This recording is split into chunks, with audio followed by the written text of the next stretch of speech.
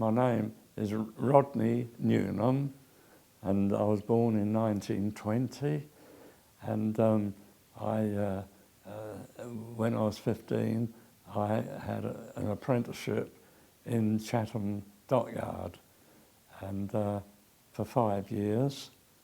And then I served a time on most of the ships that came in on repairing. I was in the boiler making trade more than anything else. The boiler rooms and engine rooms were the ones that I was employed in.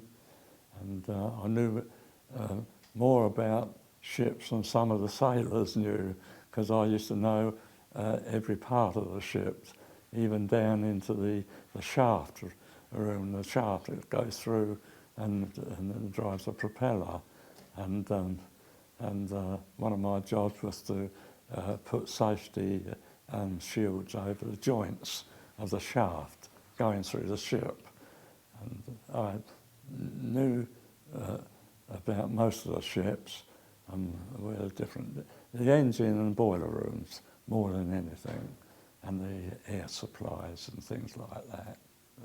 When I was about 15, we sat in exams for artificer apprentices or dockyard apprentices.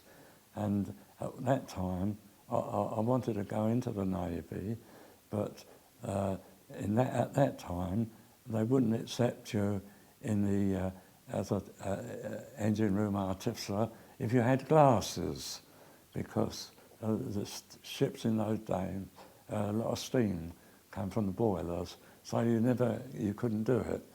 So I went then as an apprentice in Chatham Dockyard, and I served 5 years. That was 1936. In those days, even when you came out of the dockyard gates, children were begging there in bare feet for your sandwiches that you had over, and you used to give them to the children who were there waiting for the dockyard people to come out so that they could get these sandwiches. It doesn't seem possible, does it?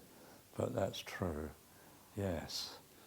I had a sister who was 7 years older, and I had a brother who was 7 years younger, and what happened to him, I never knew. I never knew, but my sister, she lived to about 83, I think, something like that. Wynne, my sister, yes.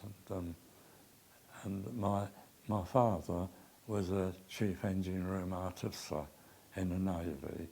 He did his 22 years, you know, and